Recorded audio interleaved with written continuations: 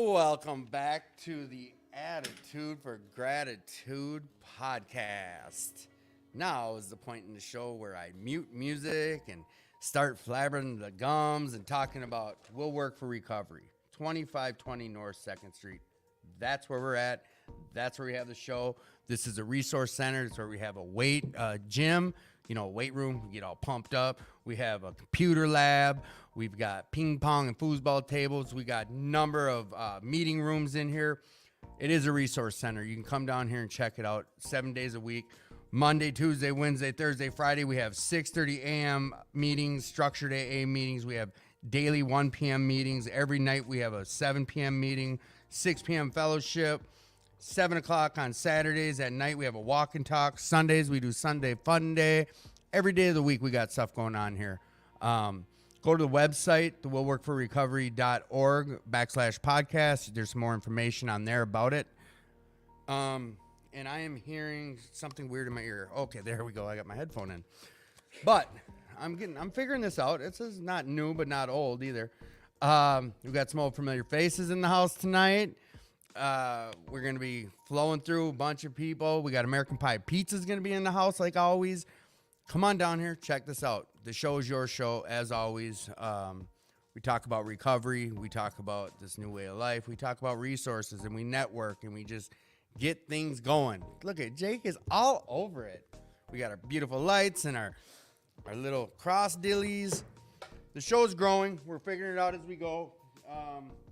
We had Eric in here last week and the week before, fine-tuning some stuff, so I should sound a little more crisp in your ears. We got some new wires. As always, we are just trying to get things moving forward and to your liking. So that goes without saying that if you have ideas for the show, if you have questions or concerns or comments, come at me. My number's on the bottom of the screen, as always. Or you can use the comment section and share this podcast. Share. We got the YouTube. I think we still got 2218 YouTube page. We got the Will Work for Recovery YouTube page. We got the Will Work for Recovery Facebook page. And we're working on getting its own Facebook page. We had one before that was linked up with 2218. I'm having some issues with passwords and linking it to the show, but we're figuring all that stuff out. So share that with your friends. I know a lot of people that were listening before are having a tough time finding the show, and they just didn't realize that they can find it through the Will Work for Recovery pages now.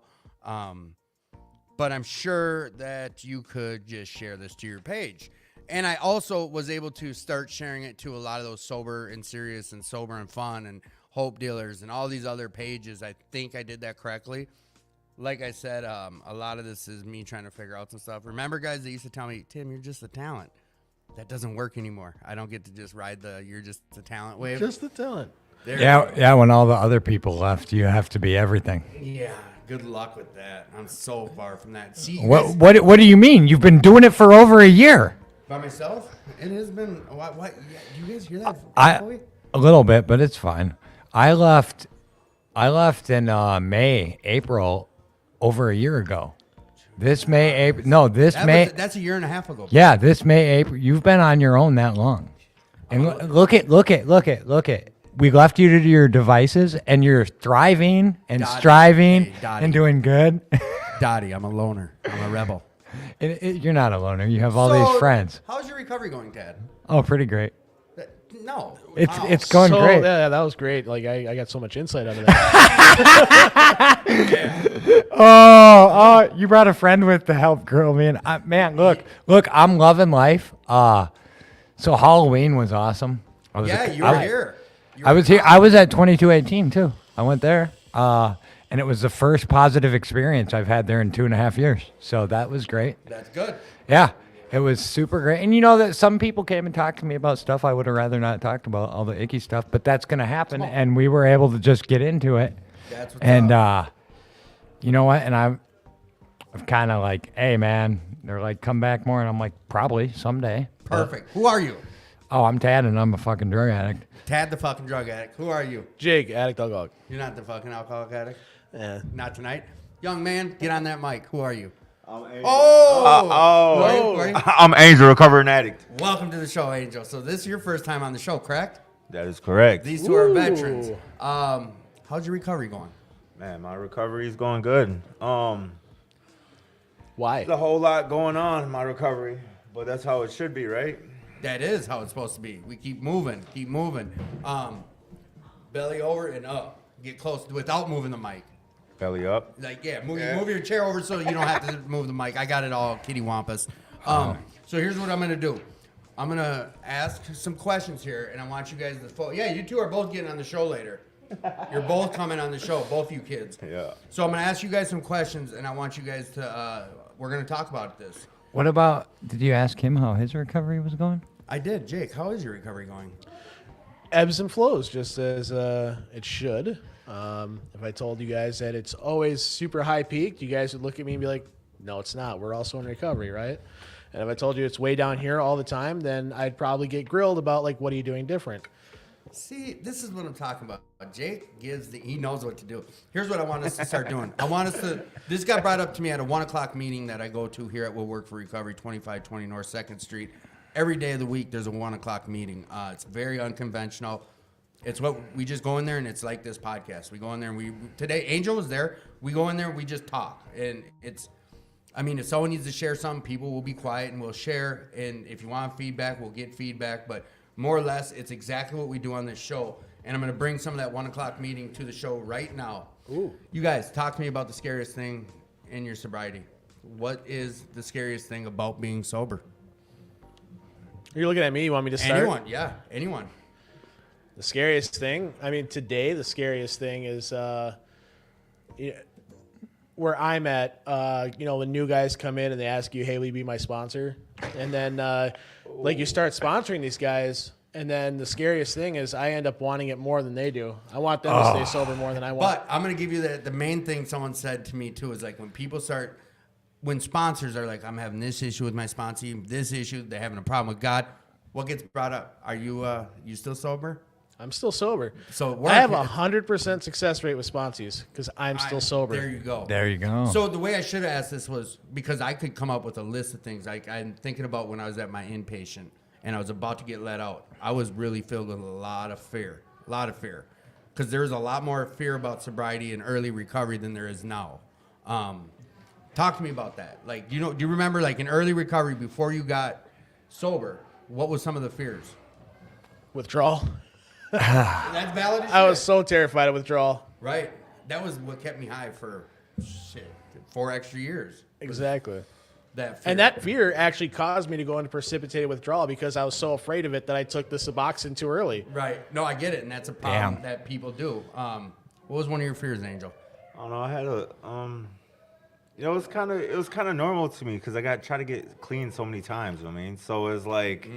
Like when I finally, at the end, you finally was like, all right, the fear is, am I going to make it this time? You know what I mean, am I going to fall on my face again? Or am I going to run in the same crowd or this and that? Or what am I going to do different? So like. That's a great one to ask yourself. What am I going to do different? Yeah, what am I going to do different? So like in reality, like, there's a whole lot I did different, man. Can I ask you a question? Yeah. What did you do different?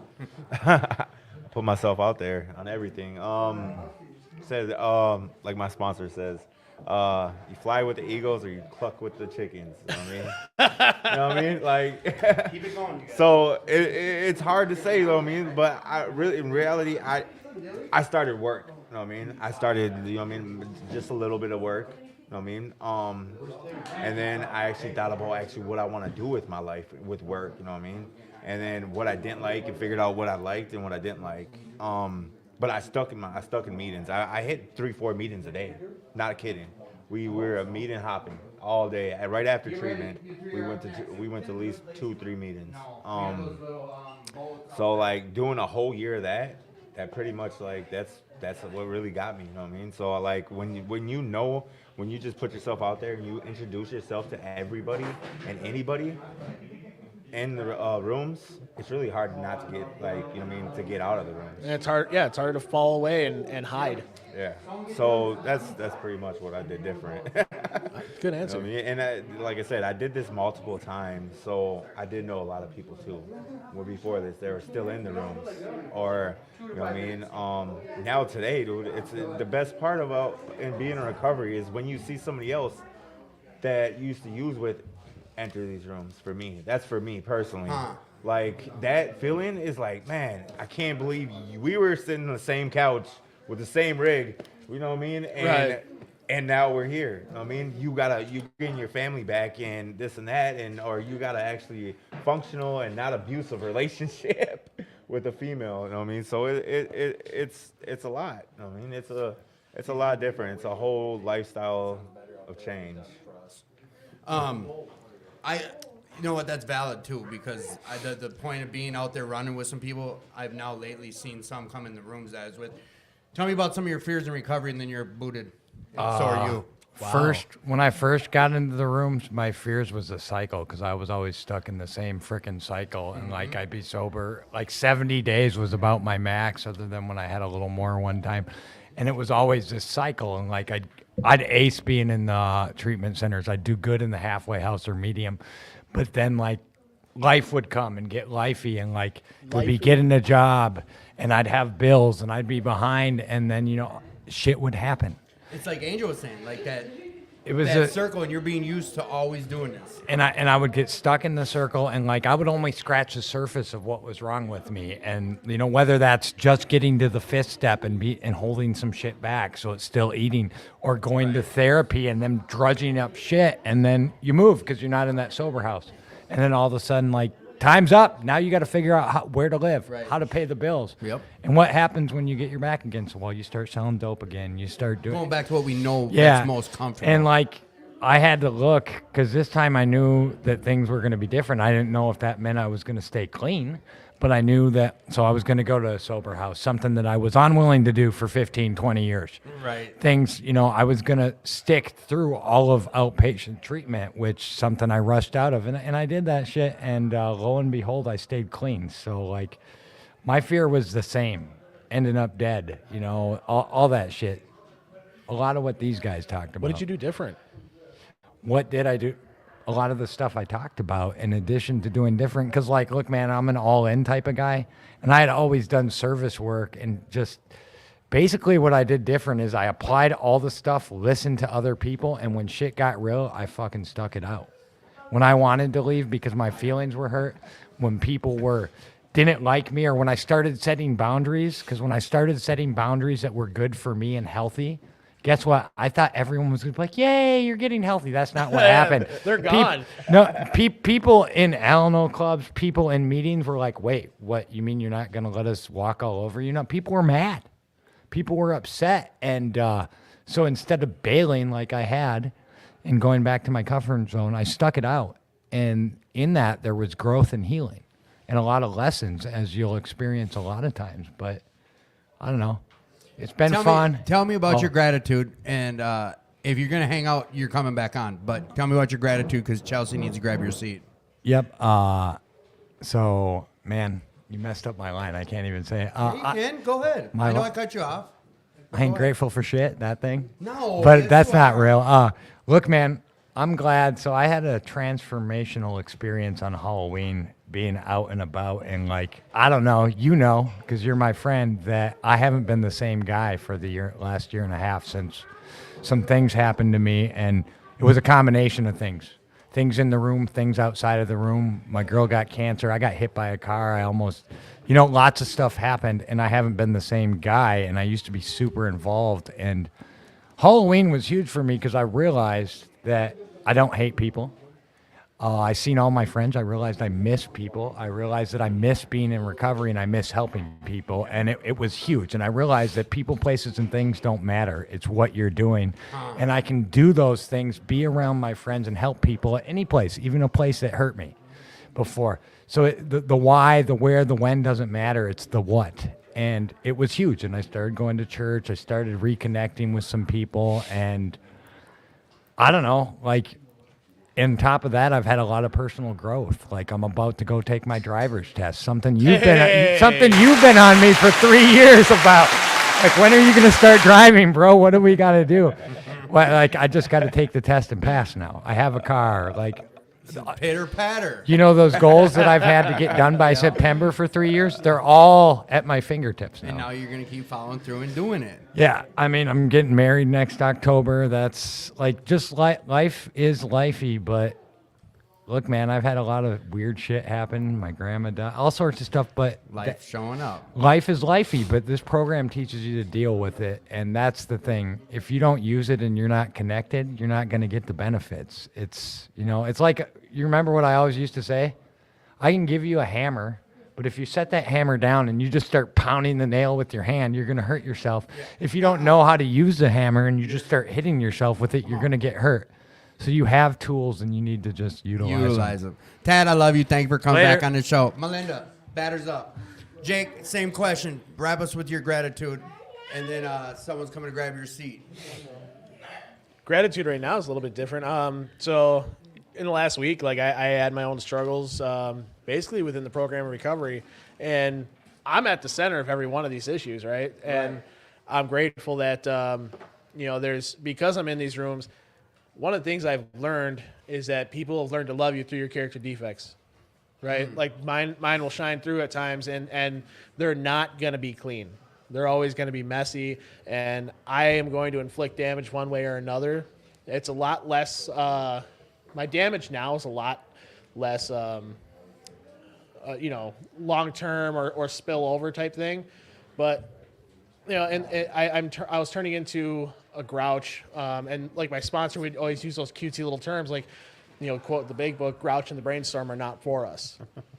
And, I always want to blow them up like, yeah. Like I get it. I understand what you're telling me, but being able to be centered and someone that will sit there and let me bleed on them a little bit, but then be able to correct the course, like listen to me and not just allow me to vent, but say, what's your part in this?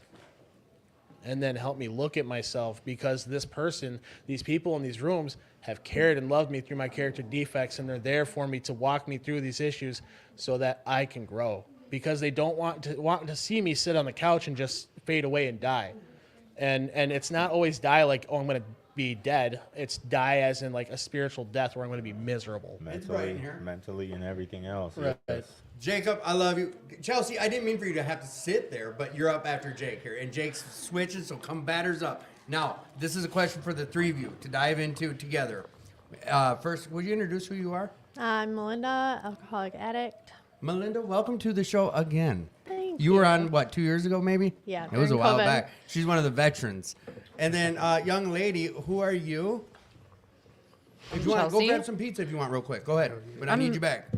Chelsea's another veteran, too. Welcome back to the show from Thanks, some guys. time ago. Getting the grease off my fingers. Greasy from this fingers. Yummy pizza that We've you got guys are American Pie providing. Pizza, who brought in some delicious eats like they always do. So if you're curious about their pizza and you aren't sure about going to American Pie, come on down here and try it first. It's excellent.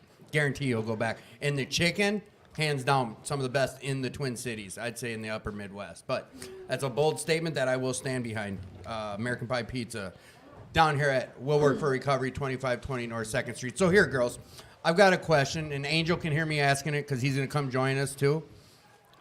What does it mean to you to be part of recovery? Go ahead. What's it mean to you guys to be part of recovery?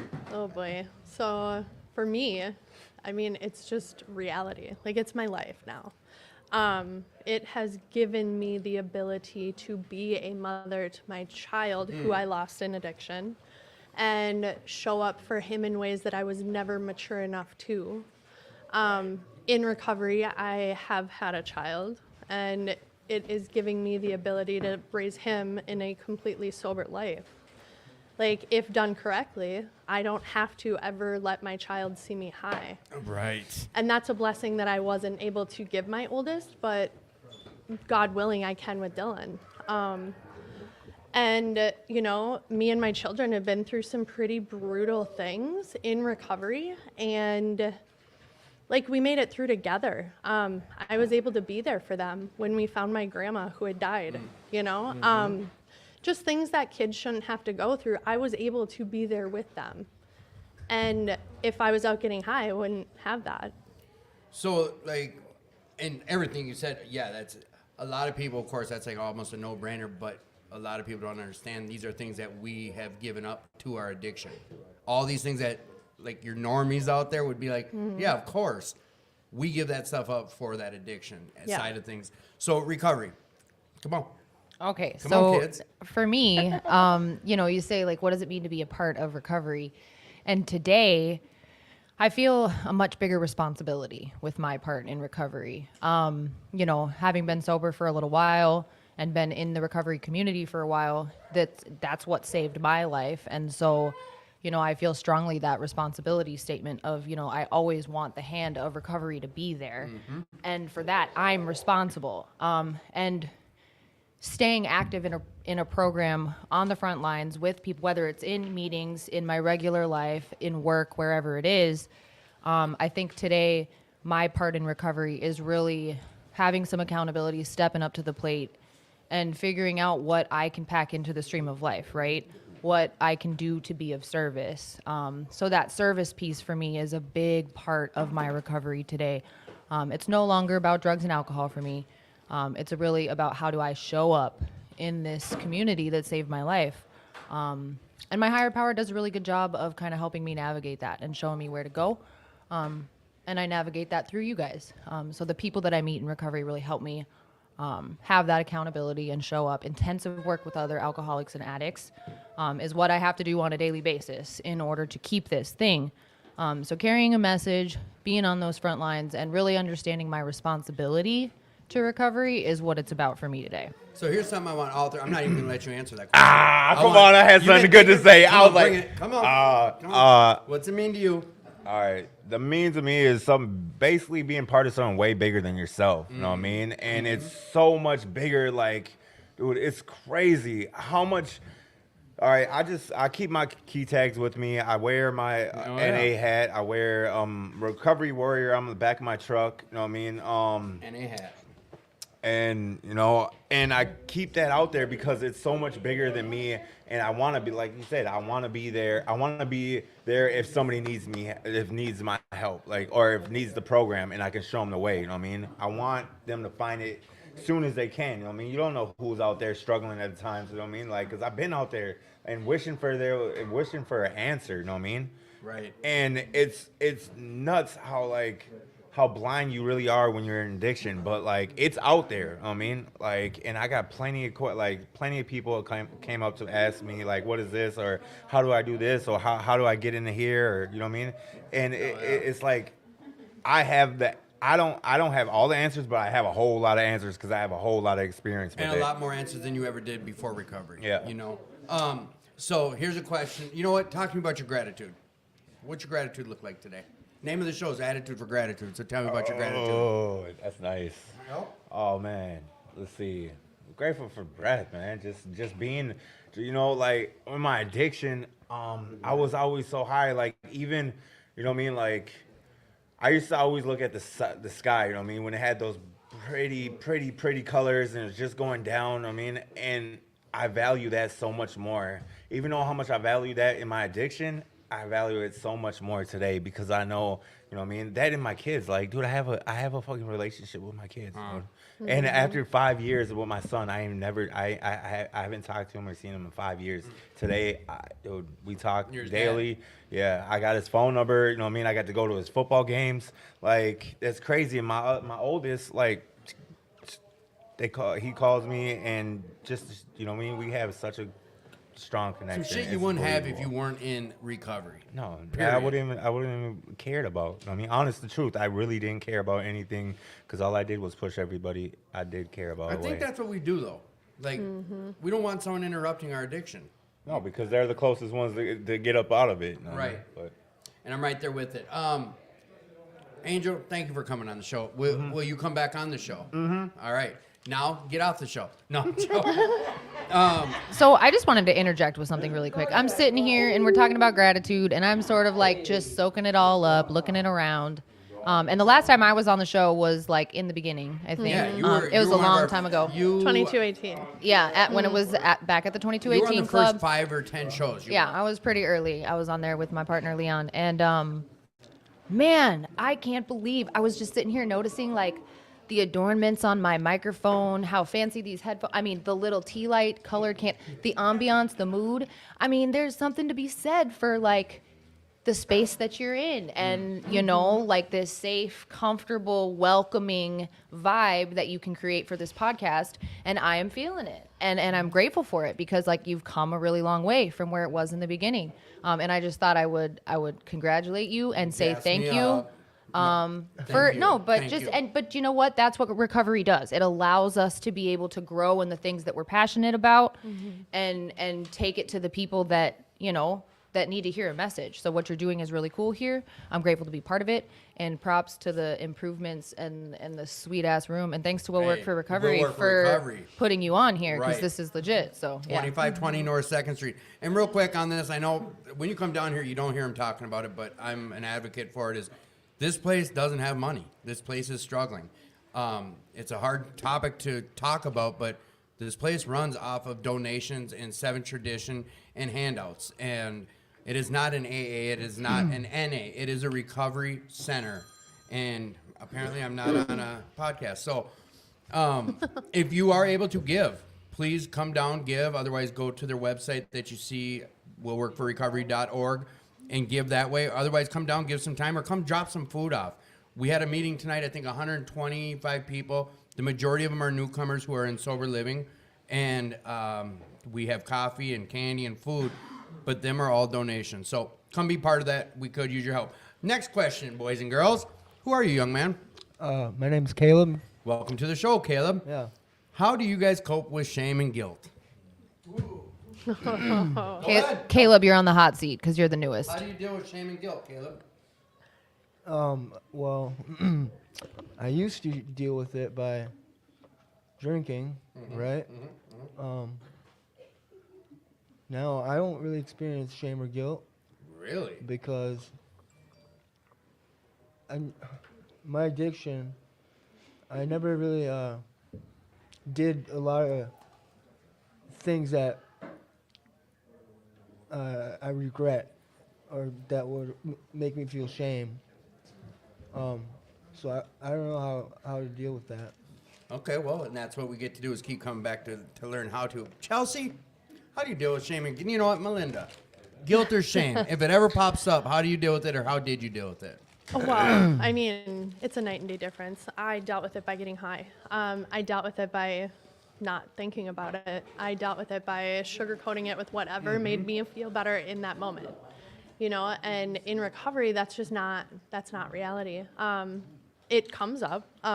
Actually, I was just talking to somebody about this, how it does come up quite often that I want to feel shame and guilt, but because of the relationship that I have with God, like it's not a thing. And so it's like when I do feel the feelings coming, it's like I have these tools. I can work on step work. I can reach out to sponsees. I can be of service in the areas that I'm of service nowadays. I can pray about it. I can, journal about it. Somebody mentioned that in the meeting tonight. There's many different things that I can combat it with so that it doesn't stay stuck in my head and be something that trajects me into a different lane than I want to be in. Oh, yeah. And you know what? Anyone who's been on the show already tonight, if you want to get back on, just sit, hold tight, and you'll come back on after we go through people. I think those are powerful things that you shared about that because these tools that we've been given, if I don't remember to utilize them, they go out the window and then I sit in my shit sometimes. That's why coming to meetings, for me, it's a continuous reminder of a lot of these tools. How do you deal with it, whether it's past or present? How has it... I guess I should gear that towards in recovery, or how is recovery showing you how to deal with shame and guilt? Well, I mean, I think Melinda hit a lot of them on the head, and like you said, utilizing the tools that we get in these programs, and a lot of that looks like step work, right?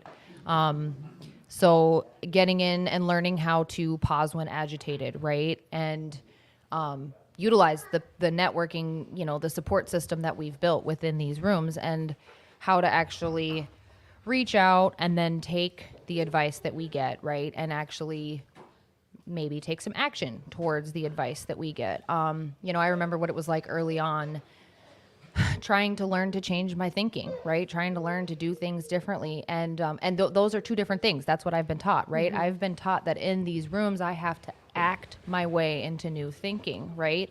And so I wasn't necessarily going to be rid of my shame and guilt so easily. For me, I had a lot of shame and guilt from my sexual behaviors, from when I was drinking and drugging, but also from like early in my recovery. You know, I put down the drugs and alcohol, and then other character defects really flared up for me. And so I had a lot of shame and remorse and guilt early on in my recovery, before learning how to process those things and deal with them, right?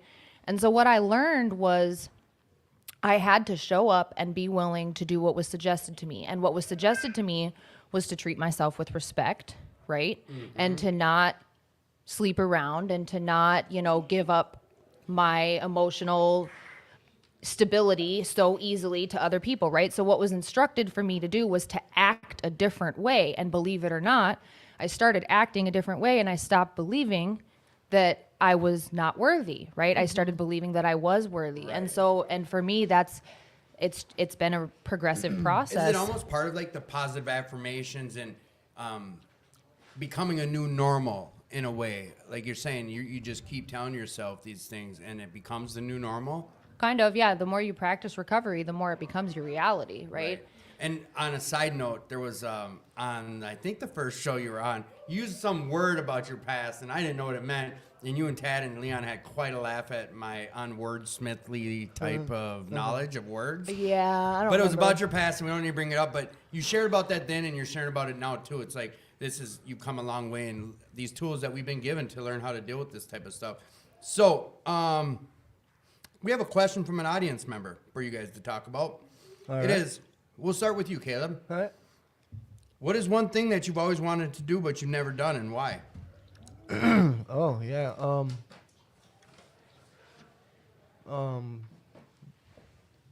don't know how you but if you figure it out, no, I'm joking. No, I want to go skydiving. Skydiving. Hey-o. I was gonna say. Hey-o. I've done it, suckers. So what are you gonna do about getting there in a plane and jumping out of it? How are you gonna make that happen?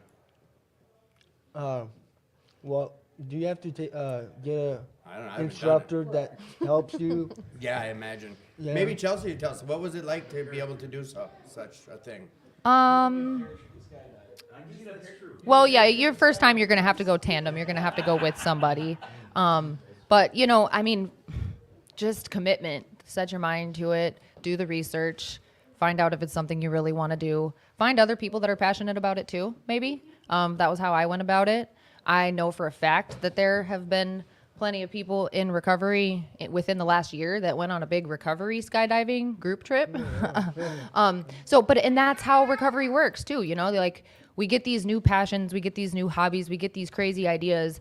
And when we get clean and sober and we learn how to act, we can actually follow through on some of those crazy passions, hobbies, and ideas, right? And we get the people around us to back us up on that. So that's what I would maybe suggest is like do the research, find some other people that want to do it with you.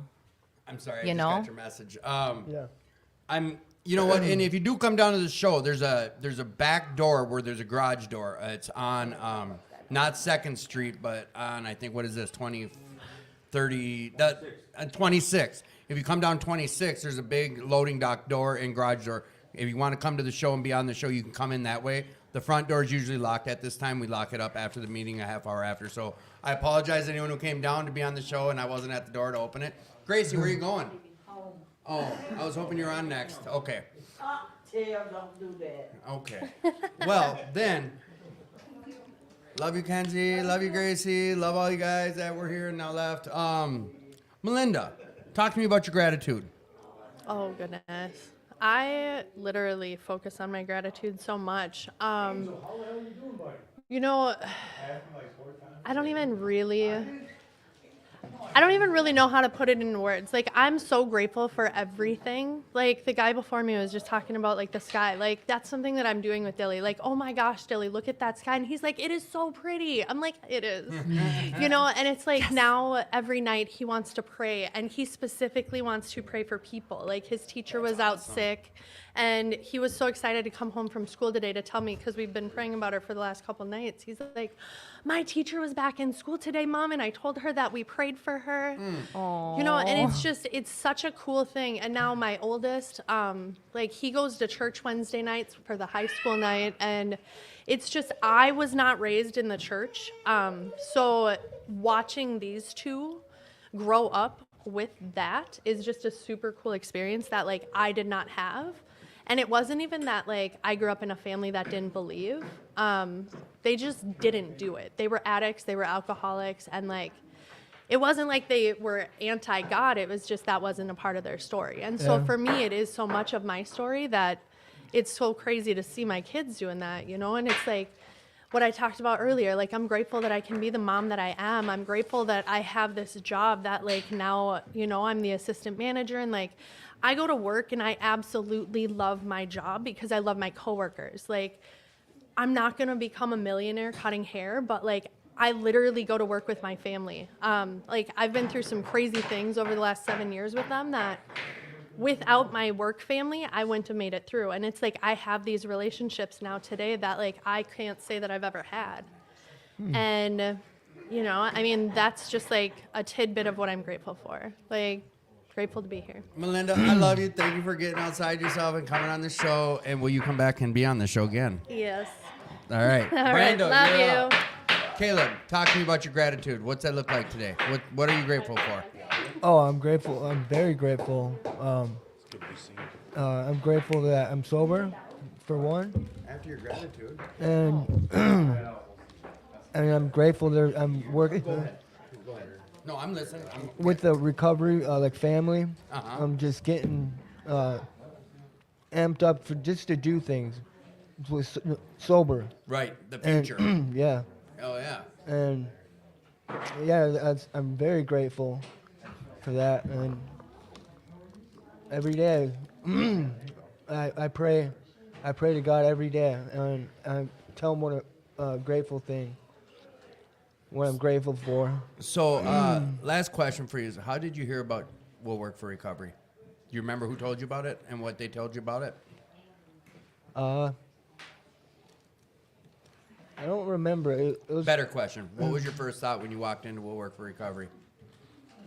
my first thought was,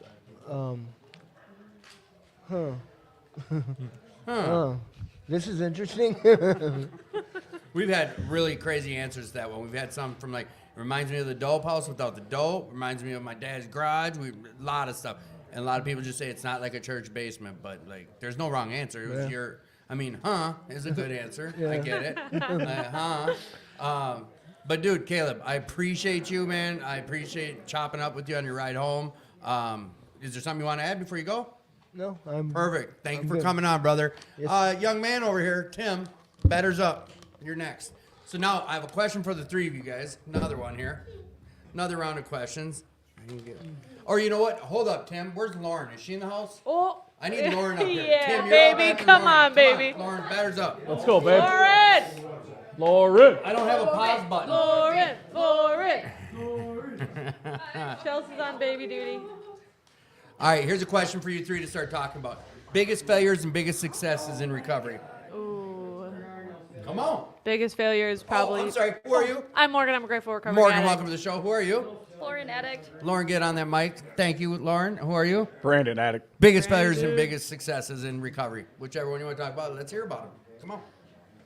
Biggest failure is probably not being an active part of the program and then slipping and relapsing. But my biggest success is probably continuing to come back and being able to raise my daughter clean and knowing that I never have to use again.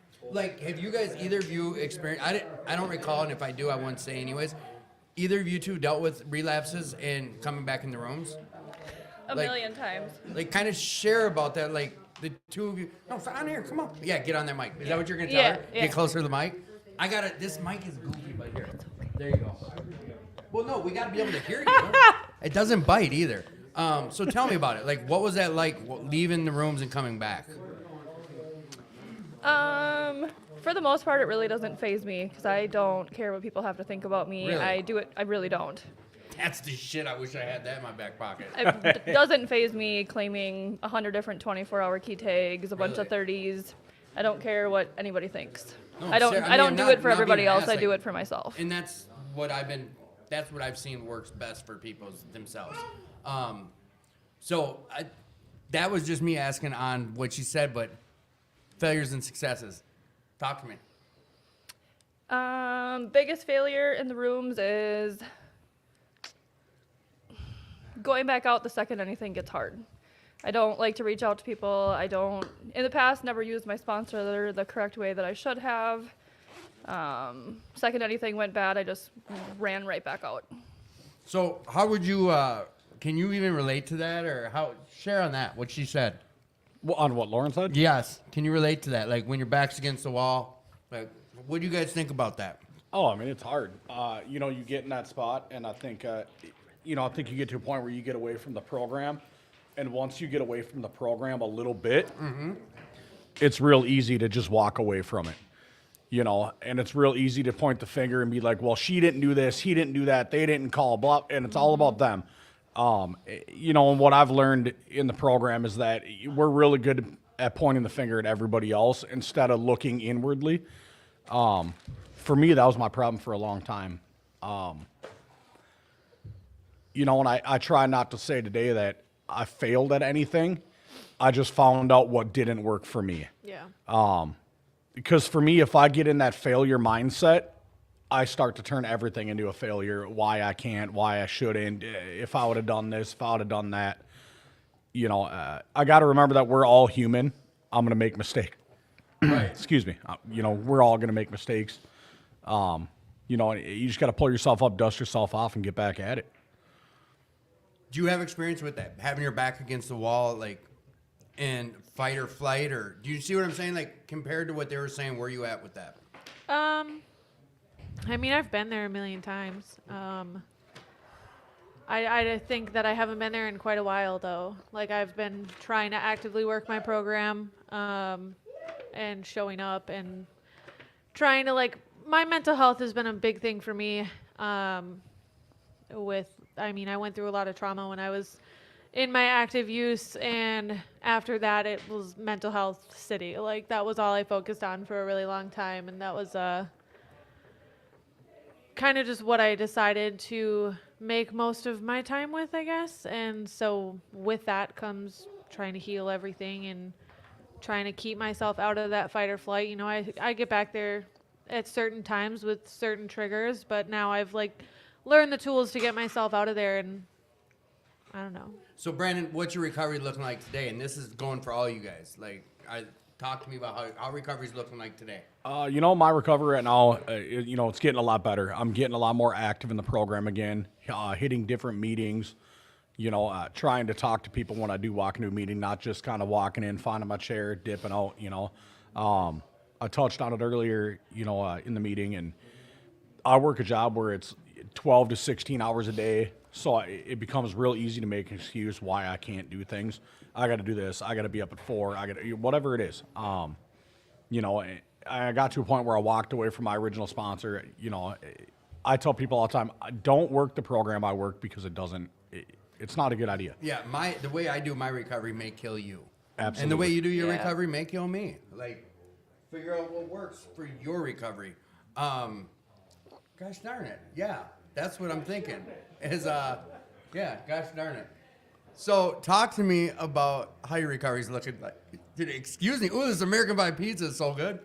Talk to me about how your recovery is looking like today. Recovery for me today is showing up to different meetings, but having my home group, which is something that was always recommended to me from the start. Side question. What is a home group? It's kind of like a group that you go to weekly, or it's a regular meeting that you attend.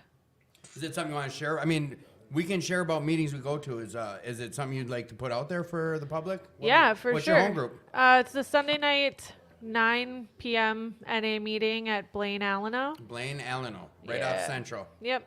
It's north a bit, but it's right off Central. Yeah. Okay, so yes.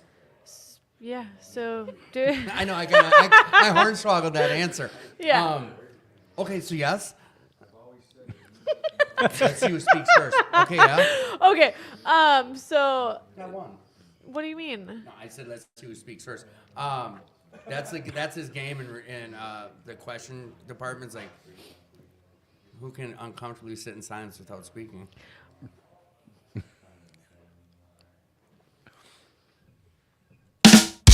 So here's what we're gonna do now.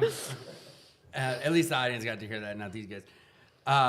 Talk to me about your gratitude. Let's just everyone, come on. What are we grateful for? Oh, look at the little shorties. I'm grateful for my baby. Hi. I'm grateful for my sponsor. I'm grateful for this program. I'm grateful for my parents. Mom, take Not my the parents. dice. My mom. Family. Work. I'm just kind of. I feel very blessed to have the things that I have to be grateful for, because it hasn't always been that way, as many people know and can experience for themselves. Gratitude. This wasn't that bad. You're acting like someone pooped in your cereal. This is not that bad. Talk to me about your gratitude. You have a lot to be grateful for. Share about it. I am grateful for my sponsor. Mm-hmm.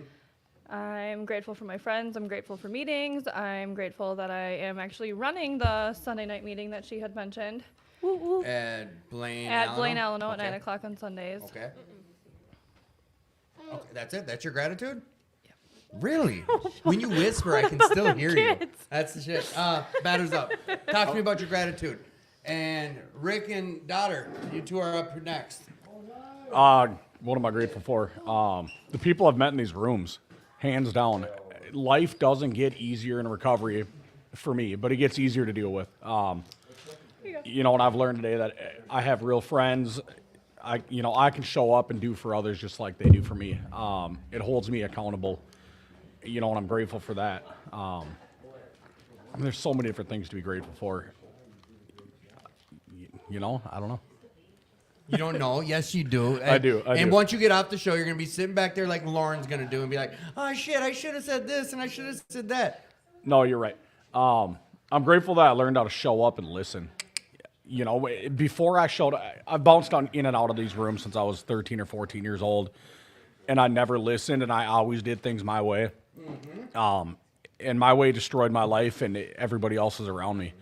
So the second I showed up and I learned that, you know, we got 2 ears and one mouth for a reason. You know, we can listen twice as much as we talk. Things got a little bit easier, you know, just to deal with. Right. I've learned, you know, yeah. No, I'm just grateful that, like I said, that I got people that hold me accountable today. You know, when I'm having a hard day, and it's not even hard days anymore. I get moments where, you know, things get challenging. And I know now all I got to do is pick the phone up and reach out.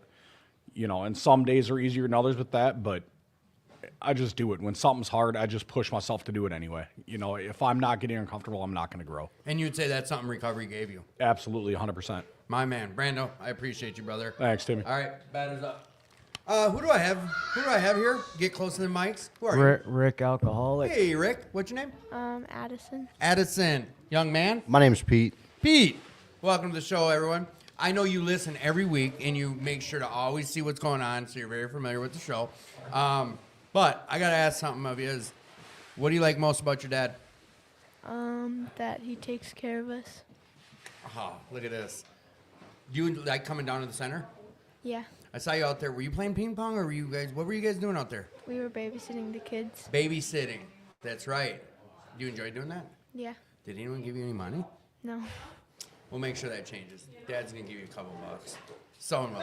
Otherwise, I got some candy you can have, but that's just kind of creepy when a guy my age offers candy to a person your age. So, Rick, how's your recovery going today? Yeah, coming up on 9 months. Those are sound effects. You know, but to be honest with you, you know, it's a struggle sometimes. You know, and but you know, the struggle is worth not using over. Why? Well, I mean, what's it gonna do for me if I go out and get high or drunk? I mean, it ain't gonna do shit for me, but make me lose everything that I've gained. I mean, you know, like my daughter said, you know, that she's grateful that I'm able to be present to take care of them. Right. Like And you I do. should. I do my best, you know. We need a babysitter. I wish I knew one. Addison, we need your services. So, young man, get into the show here, bro. Come on. Yeah, I'm here. I'm fucking with you. So how's your recovery going right now? Talk to us about it. Well, I'm fresh back, 2 weeks now, and it's rough. So It's you, no you joke. had some time under your belt? The longest time I've ever had was like 13 months. Okay, and then what? You went back out and you just came back in the rooms 2 weeks ago? Yep. How is it out there?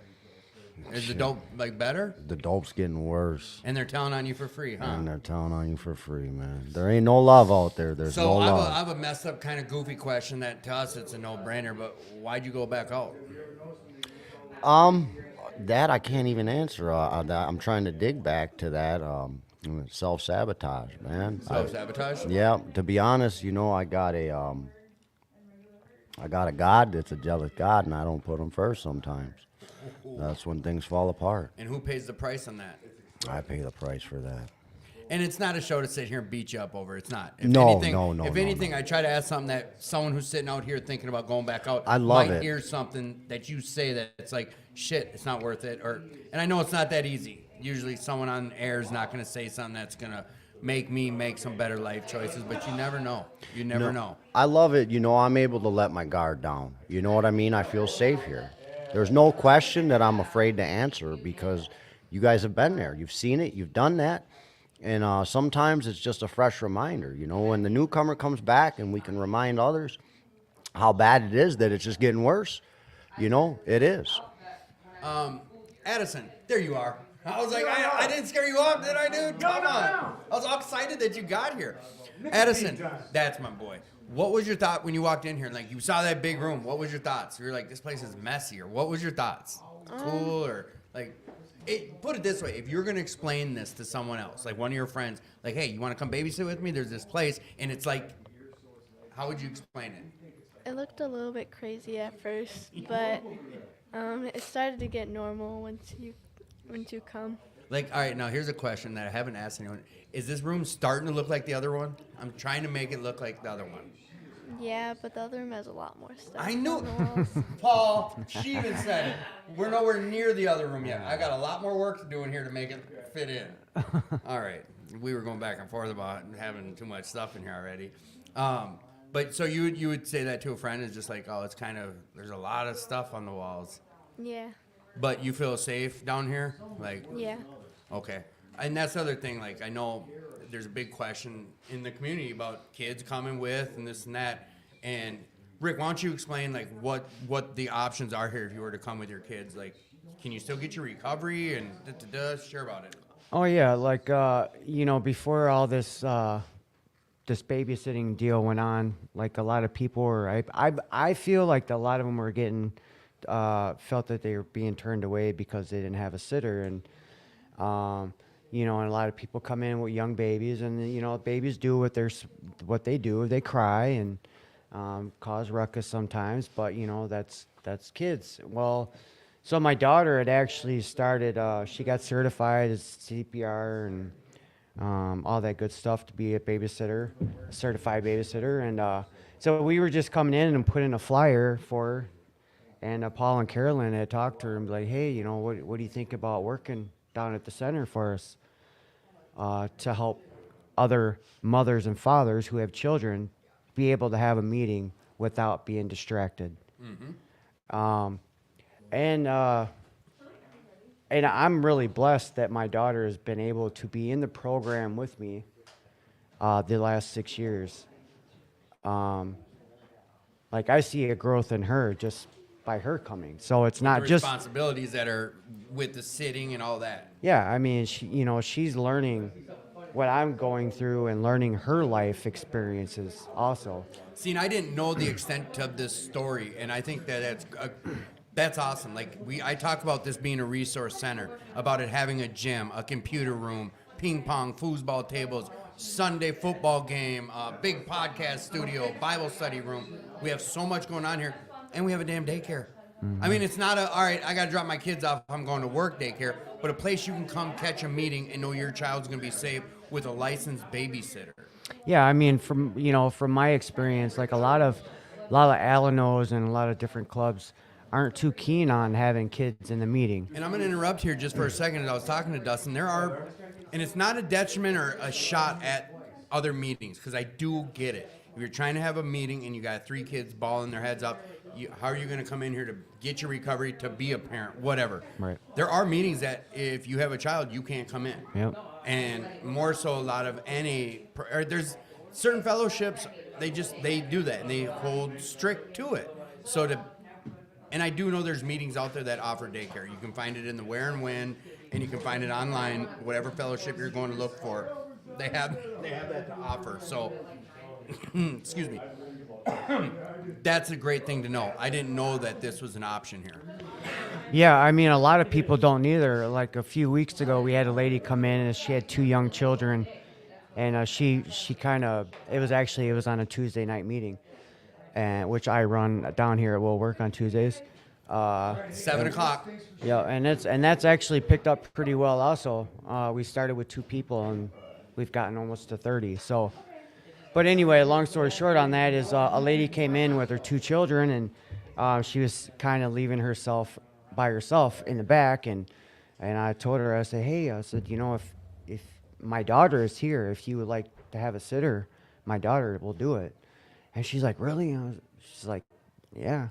And just to see the glow in her eyes when we said that there was availability for a babysitter, like, dude, she was like, oh, here you go, take my kids. But I do, it's not that I'm advertising, hey, every night we have a certified babysitter here, but there are nights that there is a babysitter here. So, Friday nights, I know Will's daughter helps out, and now to know Addison's here, like, this is another aspect of Will Work for Recovery I think the community should know about is there are times you can come down here, catch a meeting, and your child will be safe while you can get your recovery. Oh, 100% safe.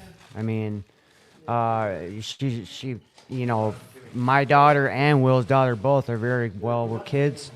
My daughter has been raised up with little kids. I mean, since the time she can walk, there was always babies in our at our house. So it is nothing new to her. It kind of sucks because I see my daughter growing up, and it's like, it's seeing her from being a little kid, and now she'll be driving in another. Woohoo! Big girl. Yeah, big girl, my ass. But no, I'm really grateful for the center, man, and I know somebody was saying earlier, about a home group. This has been my home group for the last 6 years, and I'm very blessed to have been able to be a part of this center and having the opportunity to run meetings. Do you have a home group, young man? This is my home group. What is? Friday night, Monday night, Tuesdays, Wednesdays? What's your home group? Yeah, primarily Friday night Will Work for Recovery, yep. All right, so what does, I know Rick, or someone's like, so what are you doing different this time? What is going on that's not going to be the same as last time? Well, I know that it's all about what I put first, what's most important to me. And it's got to be, my recovery, God, my recovery, responsibilities. And that's something that I don't always do. And when I don't do that, that's when my life kind of gets in disarray. So I know that God's got to go first, where my recovery's got to go right next to it. You know what I mean? And then my health. Addison, what makes you happiest today? I know you have a mouthful of candy. Rick, talk to me about your gratitude before I put Tim in your seat. Man, I'm just grateful just to be around another day for my children and given the opportunities that I do today. I love you, brother. Thanks for coming on. I love you too, brother. What makes you happiest? Just seeing my family. Seeing your family. Seeing Dad down here talking you up and you getting to babysit? Yeah. We appreciate you down at the center. We really appreciate what you're doing here. Thank you so much. Listen, don't take those off yet. That's for you. Thank you, Addison. All right, who hasn't been on? Get up here. I see Dale and Paul, and come on, and hey, come on, one of you 3 get up here. Who are you, young man? Hi, my name's Tim. Welcome to the show for the first time, Tim. It's good to catch up with you again, Tim. I knew you when you were doing the podcast from 2218. And Yes, sir. then took me a little while to catch up with you. Just finally did last weekend, and I'm glad I did. And me too. I am as well. Question for you. Have you ever been down here before? This is my first time. All First right. time tonight. And I got here just in time to get a piece of pizza. Is it all gone already? I believe so. Shit, I'm glad I grabbed a couple slices. Yeah, man. American Pie Pizza is really good, and they It was great. I don't have a sponsor, but they partnered up. He was like, "Can you care if I bring pizza?" And I'm like, "Hell yeah!" He didn't ask me to advertise, but I made sure to get some of their garb, and he's in recovery, and I can get behind that. That better be God calling. Great pizza. Yeah, it is. It's excellent. Were you able to go through the big room when you got here? I took a walk around and I found the door. So did you get to see in the big center? I didn't go in there yet. Shit, No. I wanted your opinion of it. I want your opinion of it. I like getting people's opinion when they first see what it looks like in there. So before you go, let me take you in there. Okay, I'll get a look at it. It's this times 50. Like all this garb on the wall. Yeah. It's busy as shit over there. What does your recovery look like today? Well, I'm lucky. I decided to quit, and I did, but I didn't have a program. After 6 years, I found the AA program. I tried it a couple times, and it was not the right meeting. They weren't the right people. And by luck, I stumbled into the 7 o'clock men's meeting down at 2218 and had some great people down there when I came in with 30, 40 years of recovery. And then we get a lot of the new people from Park Place and from New Way who are just starting out with their recovery. So we get a real nice mix. Yeah, there's a lot of recovery centers around 2218. There so is, I know that a lot neighborhood. come in You there. bet. And same with here. There's lots of newcomers that come in. So you've been in recovery how long? Well, I've been dry for 12 years. 12 years. Dry. I like how you made that distinction. But you've been in recovery, what, 6? 7. 7. All right. Better every day. What would you tell someone who's on the fence about? I don't want your answer. What would you tell someone about someone who's on the fence, like I might go back out and use? What would you tell someone who's struggling today? Oh, well, we All had of you, and I want you guys all to pitch in on this. After he gives his opinion, I want you guys too. we had our 7 o'clock meeting topic this tonight about Matthew Perry and how he used. That's the guy who died, right? From That's Friends? right. That's All right. Yep. How he used humor to fight his addiction, and I've been using that since the beginning, from the day I quit, because addiction is a big monster, and I found out a long time ago that the best way to deal with a bully is to laugh at him, and it really pisses him off. And if you can piss off a bully, it makes him just a little bit easier to handle. So that's the way I handle my addiction, is using humor. I make jokes about it. People ask me, "Oh, you had problems with drinking?" And I say, "Well, yeah, I ran out a couple times." And, people tell me, "Well, why did you quit?" And my life was miserable. I didn't know any other lifestyle, but I knew enough it was time to quit. I did. And then when I found the program, I did find another way to live than work hard, play hard. And even when I wasn't working, I was playing real hard. Right. Tell people, I got out like Muhammad Ali. I got out at the top, undefeated. So I make a lot of jokes about recovery, but it's serious business. By making those jokes, I make that monster 6 inches shorter each time. And if I can get him 6 inches shorter each time, pretty soon I can reach his chin. And if I can reach his chin, that makes him that much easier to fight. Damn, I like your can't outlook on it. do it alone. I do need the program. I do need the fellowship of the other people that I work with. But yeah, I can teach that bully that, maybe he should go pick somebody else, because I am a fighter. I always have been, and I always will be. So yeah, I make that monster a little bit smaller, and I tell people I beat my addiction. You know what? Yesterday, and he was there to be fighting all over again today. I think anyone who's been in active addiction, alcoholism, drug use, they're fighters. If you're able to stay in addiction, you fought to stay in addiction. The majority of anyone I know who's been out there running and gunning, you were resourceful. You did what it take to keep going. So for you to say, you know, in recovery, I'm a fighter, it's something we have in us. So anyone listening, like, you can do this too. You're listening. I've had 17 people on the show tonight. Every one of them are battling. It's a daily battle. It's not just given to you. You can do this. I beat my addiction yesterday, but the fight was there again today. But I am a selfish man because I'm an addict. So many people told me, well, I don't know how to change myself completely. You don't have to change yourself completely. Keep using that selfishness for the fight. I beat it now for whatever length of time, even if it's one day. I tell people, I haven't had a drink yet today, but the fight still goes on. Use that selfishness. Okay, if I've been sober this long, I'm not caving in yet. Well, and that's the same. Dustin says it, or was it you? I don't need to make a full turnaround today. 1 degree. I'll do 1 degree today, and in a year from now, that's a whole 365 degrees. You don't need to do it all today. Just today. You know what? I had a guy in here who told himself, and I think he celebrated 15 years. I'll drink tomorrow.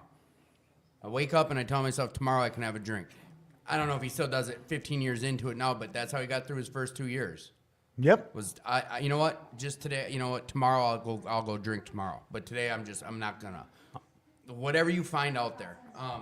Any way you can stay sober, if it's religion, if it's a partner, a lover, any way you can stay sober is a way to stay sober. So keep doing it. I get it. I'm right there with you. What would you say to someone out there struggling, Jimmy? I'd say reach out. I mean, and I feel like when I say that, it's like that's one of the most difficult things, and it's the last thing on anybody's mind is to reach out to anybody. When you're you about know to what I mean? use, yeah. So it's like it's tough to say, and I like his answer. He comes here full. He's got a lot of tools in his toolbox, so I like listening to. Yeah, Tim. I should have been on a show a long time ago, Tim. It's you had a lot of good stuff to say, and it kind of reminded me when I was in early recovery, and I know I have a lot of brash statements about it, but a lot of the old timers, a lot of the old timers said you just need to either go back out until you know, or but by that time you're already getting to the centers and you're already talking to the people, and I feel like joke's on me if I get there, because once that seed's planted, you know, it's every time I've gone back out ever since the first meeting that I ever went to, it's always been in the back of my mind. That, and there was a really old guy, and he was always like, he just got a really aggressive personality, and he'd be like, dumbass, how was it? You know, every time I come, he'd be like, how was it, dumbass? I'm like, and I'd listen to him every time I'd use in the back of my mind, like, here you go again, dumbass. You know what I mean? And I don't want people to take that out of context, like, you're a piece of shit, you know? No. But it's like, there's these little things in my life that's brought me back. I was a chronic relapser. Right. Until I was able to actually work the steps. You had talked about being dry for so many years. I feel like I had recovery for the first few years, and then I was dry for like 4.5. And then I'm finally now getting some solid recovery. Into steps and sponsorship, yeah. all this, and then you kind of got away from that. Oh yeah. And that, you know, luckily you didn't go back out. A lot of yeah. time. I was there, and I was staring at it all the time, but I never. So, like, here's a question I have for you. You just said you're 2 weeks in. Yeah. Why didn't you call someone before you picked up? I'm just curious. Like that, I wish I had an answer for. I guess so. Did you even think of it, or was it a? No, I didn't think of it. The old me came back, and I knew the minute that I was going to use, I made that decision, and I wish I could give an answer for it. You know what I mean? It's a tough question. I've heard the relapse happens way before you pick up that first drink or that first drug again. A lot of it starts with habits. A lot of it starts with habits and viewpoint, the way you view, your paradigm, and things. It's the way my brain was formed long ago from the trauma as a child. You know what I mean? And that's just a thing that I'm working on. Familiar people, familiar behaviors, those. And it's hard to let those go when you decide you're going to be somebody different. Got to keep your eye on the prize. It's hard. It's really hard sometimes. And even after, for me, over 12 years, it's still hard. But I'm a proud, arrogant man. And I won't let that go because I won't lose. If there's a fight, okay, I'm taking brass knuckles. Right. If there's a knife, I'm taking a gun. I'm think taking all the weapons into the fight that I can because I'm going to win. I'm walking away. Fucking yeah! Real quick here, Jess C, thank you. Dustin O, thank you. Rick M, thank you. Jay Willis, Dustin, Nick J, Jen, Bridge, Ashley, and especially, I had a lot of people reach out to me on the cell phone number that's scrolling across the bottom of your screen. If you have questions that you don't want to post on there, keep them, send them to me directly. It's okay. I know that the whole thing with your face being on here isn't that awesome, and I should let people know that ahead of time before I go and do it. But you don't have to post a question directly on the comments. You can use my phone number and just reach out to me. Multiple people have, and I appreciate all the support with that stuff. Again, we are down here at We'll Work for Recovery, 2520 North 2nd Street. We've talked about places like 2218 Alano Club, Blaine Alano. We talked about some Serenity Village, Eagle Brook. We've talked about a lot of different other places to go find some recovery. What we talk about in this place is just go find some recovery. It doesn't have to be here. It doesn't have to be at Blaine Alano, just anywhere. Just if there's something we could challenge you with, it's to go find another way of living if you're out there still running and gunning or shooting and booting and doing whatever that's not making you happy. There is a new way. You're hearing people talk about it. You're hearing multiple people. I think we're at 20 now. It was 17 before you three hopped on. But a lot of people come on here and share about their stories. We don't have the luxury of getting deep into stories except for near the end. Once we run through people, then we can just open up like, hey, do you have a higher power that works in your recovery today? And we'll start going about that. But also the other thing I wanted to share about was finances. I'm going to come up with a better way of sharing or asking. We need some help here financially at We'll Work for Recovery. They did get one grant in the last 2 years, and it was a struggle getting that, and I think they've already eaten that up. So anyone that is able to financially donate, go through the website and donate, or come on down. I did have a question from Randy, and Randy, I know you're listening, and I do apologize. We haven't worked out the kinks of a call-ins yet. I could do it where I put you on speaker, but it sounds like shit. We've tried it. It just doesn't sound good. But we do have, through StreamYard, we do have a way of you being able to call in to the StreamYard forum. And I feel like I'm speaking Chinese right now because I don't know what I'm saying. I just know that there is a way of doing it. And we will get this all updated. Eric was in here 2 weeks ago and showed me, and I just didn't listen. So I apologize about that. But here's a question for the three of you from Randy. Can you ask your guests, what brings you joy? We'll start with you. Joy. What brings you joy? Family. Family brings me joy. That's it? Anything else? Good people. I consider y'all family pretty much. So, being around good people, smiles, people to welcome, warm hugs. That's what brings me joy. Oh, yeah. Oh, yeah. Carrie, congratulations on 13 months clean and sober. And thanks for checking in from Australia. Hell yeah. I think. Yeah. Hi from Australia. We appreciate the support and share this shit. Anyone out there listening, share this show to your Facebook page.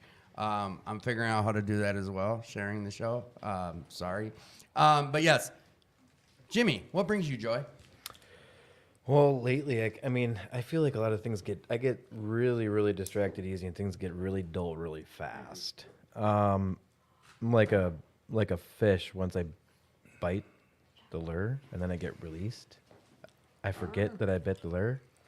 But the little things, like I was sharing in the meeting about trying to get back into having a firm foundation and the basics, and then what I'm reminding myself is that just the little things, like, not just brushing your teeth, but working out and doing the things that make me feel better. And when I don't keep falling asleep, keep hitting the alarm, rolling over, how all of that stuff compounds throughout the day, and I just feel better at the end of the day. I think that's what brings me the most joy lately, is knowing that I can still build and I can still do all that stuff.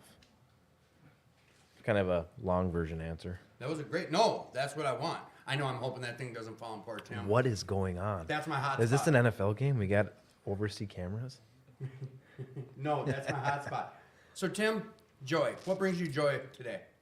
You know, I try to keep things simple. Life's a bitch and then you die. It's a fact. Whoa. But It's a little dark. But it all depends on your perspective. I remind myself every morning, I got out of bed without any help this morning. Used to take care of quadriplegics from the neck down. They couldn't move. And any day I can get out of bed without help, man, I've got a great start. Do you? It You know reminds what? I want to me- ask you about that real quick. I'm sorry. I know I'm cutting you off, but we have someone on who comes on. There's a TED Talk, a guy with no arms, no legs. He looks like a bowling pin, and I'm not making a joke, but he wobbles around, but he's the most joyous man I've ever seen, and he talks about all this stuff he's grateful for, all these things he does. No arms, no legs. And I ask you this because you're sharing what you shared. You took care of people that couldn't feel from the neck down. Whether you've done that in the past year or not, is that something that really daily pops into your brain? Oh yeah, every morning. Just I worked with them for about 5 years, and it really impressed me. It really impressed me that my higher power allows me to get myself out of bed every morning, and that's just the start. And then again, I mentioned it all depends on your perspective. You can go with life's a bitch and then you die, or you can elevate yourself a little bit and see the little things. I got out of bed by myself today. I was in a car accident once. The doctor came in and told me I'd never walk again. I threw a pitcher of water at him and told him, get the hell out of here. Took me 3 days to train that guy to come in and say, hi, Tim, how are you today? Well, I'm walking and talking. That's, again, a gift that I received. And I recognize that gift every single day. The fact that I can walk and talk. The fact that I've got a car. It doesn't run right. I'm going to get that fixed, or I'll get a different car. But it gets me from point A to point B. I am truly blessed. I've just had so many wonderful opportunities. And if you get your perspective correct, you can see the opportunities that are coming at you every day, all day long, constantly. And then you have the choice. Which of these opportunities do I want to pursue? With a little bit of incentive, you can pursue the opportunities that you want. See, I would have, now hearing you now, it shouldn't matter why I want someone on the show. It really shouldn't. I think you have a lot to offer. You know, I've spoke with you so many times at 2218. And I'm glad, I didn't know you were so insightful. I feel like it's almost a dig if I start complimenting you, but I didn't realize you were so insightful about a lot of this recovery stuff because I've never had a conversation with you about it, so how would I? But there's things that you've shared about that I would like to dive deeper into, but we are going to cycle through some people that you've all been on the show, so no hard feelings if you're still sitting there watching. Just go into that fight with as many weapons as you can. Yeah. Refuse to lose. If you have to cheat to win, cheat. Don't lose. This is your life. Don't lose it to an addiction. And you're talking about recovery with cheating. I'm talking about recovery. Yeah. Well, don't a guy lose. Like me. Don't lose. Win no matter what you have to do. Be an Elon Musk. Right. Hey, yeah, I'll take win his no bank matter account. what. Shit. These are things like, first and foremost, would you be willing to come back on the show another Friday? Would you come back and get on? Well, I just found the place, and I kind of think there's things happening here I like. Good. Quick question. Did you ever get anything going with the mics there or something? You were asking. Remember you were going to do something? No, I'll talk to you about that okay, another later. time. Good enough. Not Good on the air. All right. So talk to me about your gratitude. You know, the fact that I was strong enough to dry out for 6 months, that I am that stubborn, I am that selfish. When I decided to, that was it. And then I found the program. I found another way of life that made sense. And I was able to embrace that. Not just that I found it and it made sense, but that I was able to let go of my ego and embrace it and find another way of life, that I can reach out and in little ways help other people. You know, these things, that's my gratitude, is that I have the ability to reach out and help those people. I should have died many times. And I don't think God kept me alive to do any one great thing. Maybe the reason he kept me alive is to open the door for somebody one time, to smile at somebody at just the right moment, to change their life. Maybe it's something little, I don't know. Or maybe my God, I think, really has a sense of humor. Maybe he just keeps me around for somebody to laugh at. And my God, I keep him rolling on the floor. I do know that. I think that was a good rim shot statement. Yeah, well, it's true. I really believe that.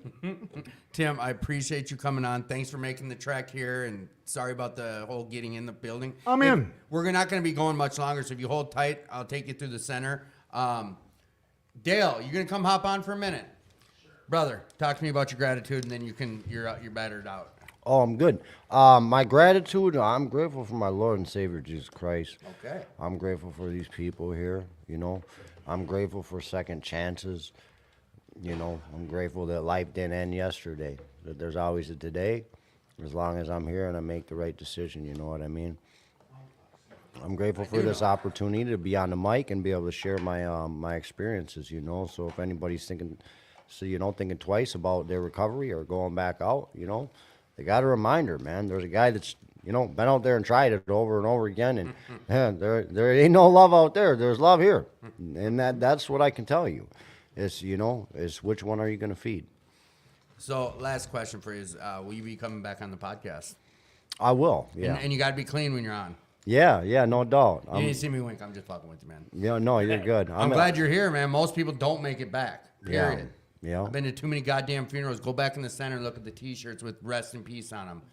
We know what's out there waiting. Right. So I'm glad you did find your way back in the rooms. Thank Chelsea, you. get back on the mic. I got to ask you something. Fake. Young man, who are you? Pay attention to the show. Put your phone away. I'm Dale. You can't whisper when you're on a mic. I know, it doesn't work. What's her name did that? Brandon and what's her name? Lauren. Lauren's like, no, don't ask me. Like, bro, I can hear you. Oh, we got someone hiding behind the rocking chair who hasn't been on yet. I got to go open the back door for someone. Good, perfect time. Come on. Hey, anyone going towards the back door? I can go do it. I got to piss like a racehorse. All right, yeah. But One of us will switch out. Okay. Batter's up. Yeah, someone's got to open the back door. Come on, Mandy. Come on down. Joyce just hit me up. She's waiting outside to get in here. Go. He's going to get it right now. Chelsea, I need to ask you something. What's up? What brings you joy? Oh my God. Nature. Oh, yeah? No. Water. Say rocks. Say rocks. No, I'm not the rockhead. Rocks. That's my dude. No, but There it is. I've been waiting to give that to you assholes what for so long. brings me? Dang, this is one of Wayne's. Yeah, I know. Sweet sauce. What brings me joy is when I find that, like, I mean, it might sound kind of cliche, but you know, that peace and serenity when shit finally stops feeling like I'm struggling and I'm having to work for it and I'm able to just be. That's when I feel joy. I don't know if maybe it's just because there's been so many extremes in my life and that constant chasing after the highs, you know, that to me, joy today is a much more balanced feeling than what I used to think of as joy. So I feel like what brings me joy today is when I'm just able to exist in my natural state, the way my higher power just intended me to be. And I feel like I experience that most when I'm in nature, when I'm back to, you know, what created me. I feel like I'm part of the universe, right? So that balance is where I feel the most joy. So I want you to piggyback on that. First, introduce yourself and piggyback on what brings you joy. Hey, girl, hey. Mandy, and I'm in Say, recovery. hi, girl, hi. That's not how you Hey, girl, hey. Mandy, what brings you joy? I love that I'm here for this question because for over a decade, people ask what life goals are, and I always said I want to find my joy. I said it so much that my mom for Christmas, she couldn't even wait to give me the present. She like a month and a half early. She's like, "You need to open this right now." She got me a bracelet and it says "Choose Joy." And for me, a lot of things make me happy. A lot of things make me excited. I feel like joy is something that I give to everything else. It's that internal feeling. So I think it's a lot of it comes from like giving, honestly. Giving of self, even when I give to myself out of that self-love. Stuff. Seriously, and that's joy to me, is when I'm putting something else out there to make myself, somebody else, something a better situation than what it was before. That's what gives me joy. Dale, what brings you joy? Or who are you and what brings you joy? Well, let's see. I'm Dale. And what brings me joy? You know what? It's very cliche, but I love being able to help other people in recovery. I mean, that's the one That's not cliche. That's something we didn't do before recovery. I mean, that's the one thing that I love seeing the new person come in. I love being able to help them out. I love being able to get them started. And then my favorite part is watch these people go 2 months, 3 months, 4 months. Because I don't get a chip all the time, but be able to watch them get their chips and how happy and how excited they get about getting that chip reminds me of how I was when I was getting my chips. And that's kind of like me getting a chip to be able to watch somebody get their chip that you've been there for. You've been trying to help them out, trying to be there. Take phone calls at 1, 2, 3 o'clock in the morning. And then even if you have to work at 5 o'clock in the morning, you're still taking phone calls at 1, 2, 3, 4, or 5 o'clock. It's fine. I love doing that stuff because that's what makes me happy. And that's what keeps me sober. People say, or I've heard, that the dirty little secret of the 12 steps is the 12th step. The 12th step. 100%. And that's what it is. It is a dirty little secret. But Yeah. that's It is. where the joy is, I know. man. In the And that's 12th the step. best part. But I have a question for all three of you on this one is how long before that was able to happen in your recovery? Ooh. Because I can tell you right now, for me, it was not in that first not in them first 3 months. There's no way. Oh, no, absolutely not. That's what I'm saying. So how long did it take you before? I didn't pull my head out of my ass until I was almost 5 years sober. I got my head pulled out of my ass by my sponsor a lot sooner than that. I mean, it wasn't until about a year into it when I started really finding more happiness in helping other people. Because in the beginning, they're like, well, it's a selfish thing. You got to be selfish. You got to always take care of yourself. And I did that for the longest time, but then I realized being able to help other people out brought me a lot more happiness in my life. And, you know, just the turnaround of helping other people out has always been a big bonus. So it doesn't matter what I'm doing, if it's for recovery or just helping someone out, anybody with a flat tire on the side of the road. I always like doing that. So, Mandy, I guess the question would be first is watching other people find happiness. Does that bring you joy? Absolutely, if it's for all the right reasons. You know what I mean? I mean, there's a lot of things that bring people happiness that aren't good for them, you know? Yes, I know. Samesies. Samesies. So, how long into recovery before you realized it? I think it wasn't like a aha moment for me overall, but every time that I saw that light bulb go off in somebody else's head, the way that I knew that it happened for me, that was it for me every single time. And it just seems to grow more and more the further I get into my recovery, and seeing that action, seeing that happen, that light come into someone's eyes, like they got it. They just got it. Because I know those moments that I got it and I held on to it. So I think that's where it is for me. I think about one of the first times it happened to me was with the Serenity Prayer. I said it thousands of times before. All of a sudden one day I was like, wait, oh my God. No. The things that cannot change. Like I was just dissect one day and it was just like that, a light bulb moment. Real quick, we have a new Narcotics Anonymous meeting that it started last week. It's called Scars and Tattoos NA. It's 1415 West 35th Street in Minneapolis. It's at 10 a.m. tomorrow morning at Ikitami Tattoos. We do a recovery meeting while you can do drawing. It's at a tattoo shop, but it's also an art center. Come on down, check it out. 10 a.m. Saturday mornings at 1415 West 35th Street. Scars and Tattoos, NA. Yes. Now, left field question that we went deep into with these two last week. Here we go. Mandy, is there life on other planets? Oh gosh. Had nothing to do with recovery. Wow. But I want everyone's take on this. I think it would be pretty. No. Is there Yeah, life on other planets? I would. Yeah, I want to believe there's life on other planets. Okay, too. what kind of life? Good question. Probably not as I would define it. How would you define it? Well, I speak from what I know. Yeah. Right? So that'd be like what we see in our ecosystem here, what we consider life forms. For all we know, it could be something completely different on another planet. I had a guy say plants, and he's like, "That's life." I know there's other planets with life on it, and there's plants. Right. Not bipedal. Is there life on other planets, Chelsea? Yes. What do you mean?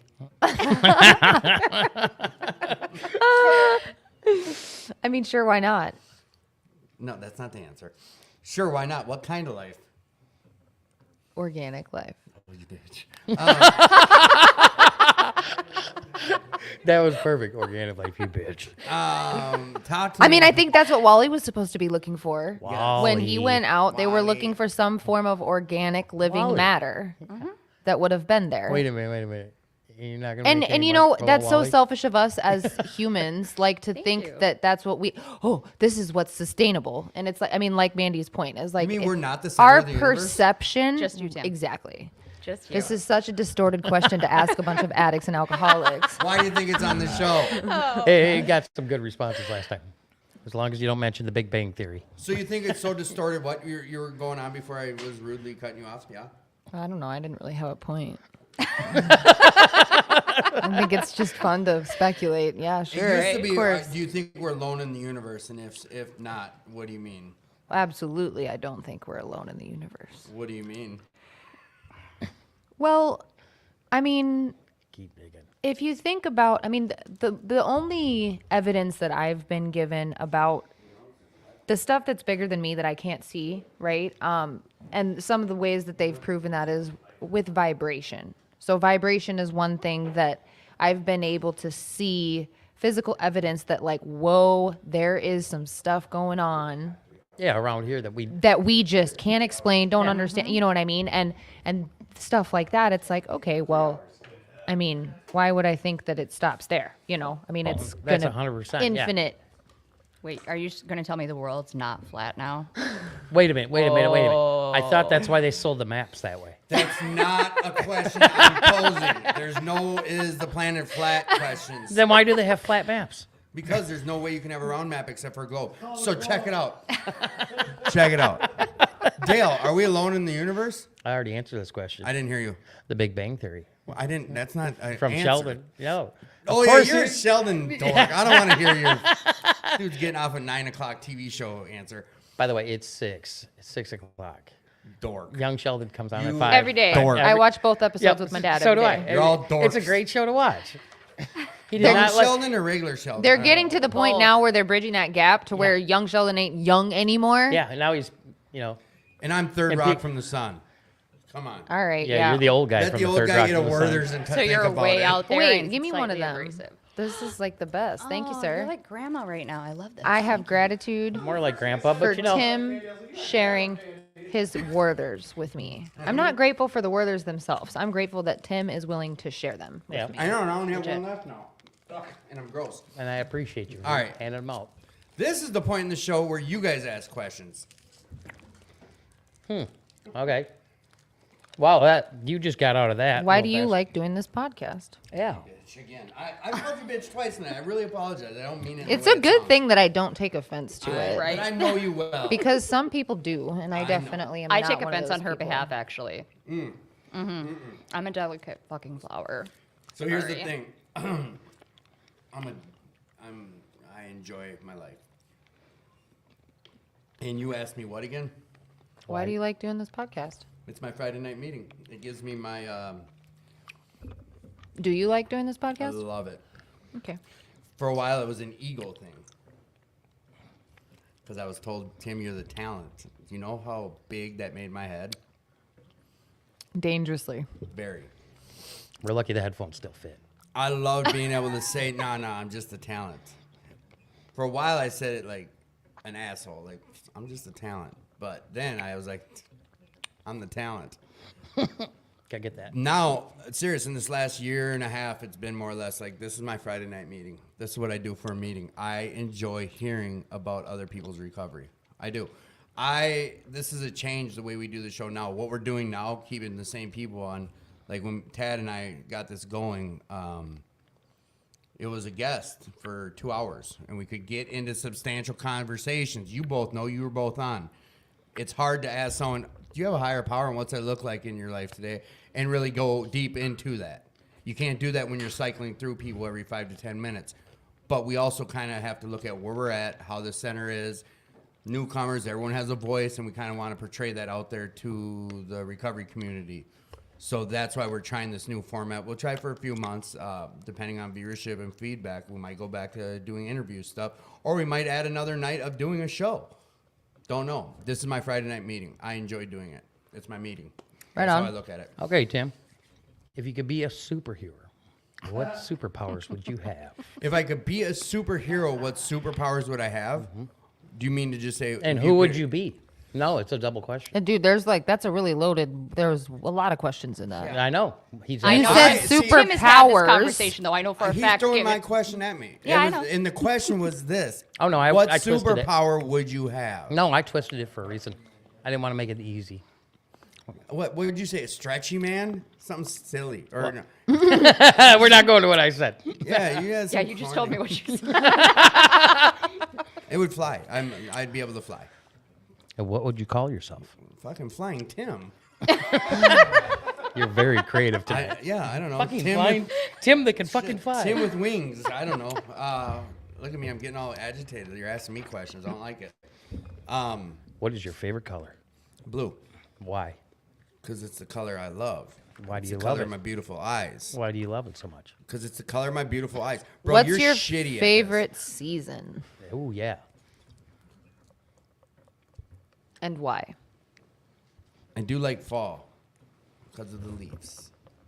Okay, Only since I started riding motorcycle. right on. There shouldn't be a subpart B to a question, an answer though. That's bad. All right, I'm taking the show back.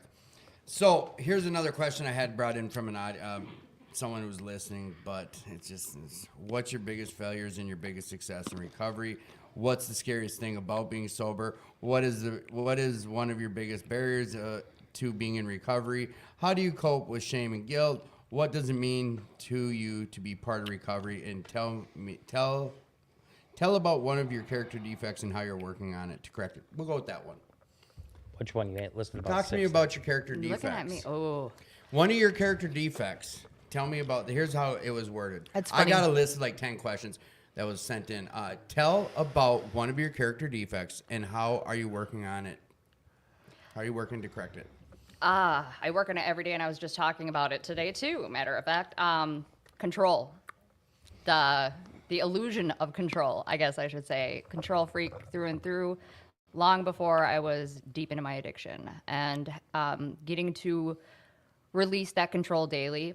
I have a friend that she's like, every time you try to take control back from your higher power, all of a sudden you're looking down in your hands, you're like, oh my gosh, crap, I have it again. And then you throw it back up to God, right? Or your higher power.